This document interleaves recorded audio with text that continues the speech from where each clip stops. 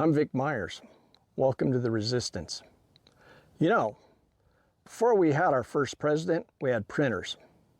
They printed newspapers, pamphlets, essays, things like Common Sense by Thomas Paine, and the Federalist Papers by Hamilton, Madison, and Jay. These were the foundational documents that built support for the Revolution and led to the ratification of the Constitution. That's why the founders protected speech and the press in the very First Amendment. They weren't just protecting opinions. They were protecting the tools that gave birth to this country. When our founders drafted the First Amendment, they didn't leave it open to interpretation. Congress shall make no law abridging the freedom of speech or of the press.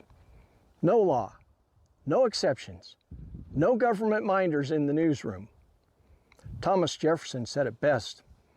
He said, if it were left to me to decide whether we should have a government without newspapers or newspapers without a government, I should not hesitate a moment to prefer the latter. He wasn't being cute. He was warning us. Because even after we wrote those freedoms down, we didn't always live up to them.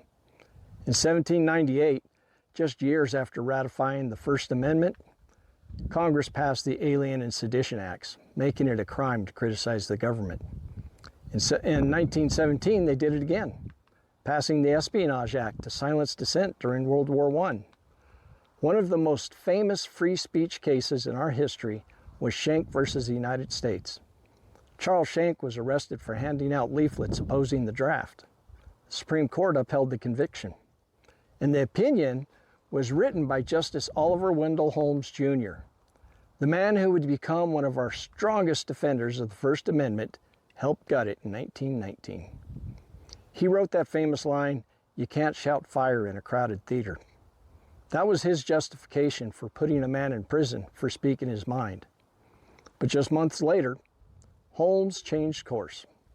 In a case called Abrams v. United States, he wrote a fierce dissent, arguing that truth must be tested in the marketplace of ideas, that the best answer to bad speech is more speech, not less.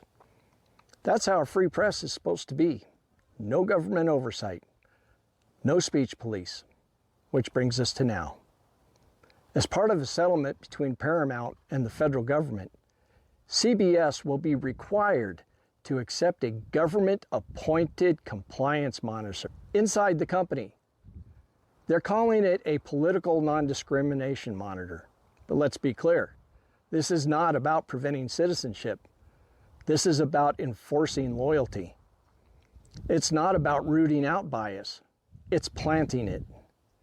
The same politicians who rant about government overreach just approved a policy to embed a political operative inside a newsroom.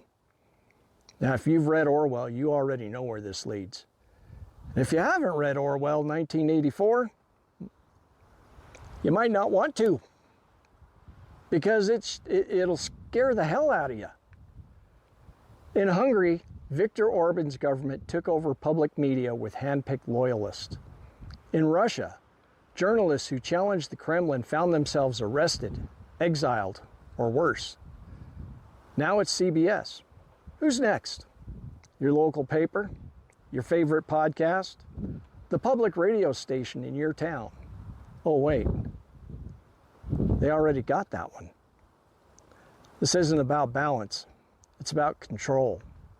We were warned about this by Jefferson, by Holmes, by Orwell, by every dissenter who's ever been punished for telling the truth. This isn't a culture war. This is a constitutional crisis, one that the press can't tell us about with government compliance officers in the newsroom. Once the government decides what the news should say, it's not news anymore. It's propaganda.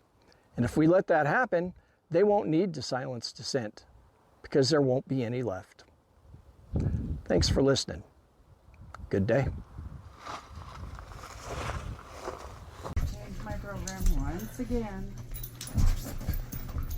Comfortable.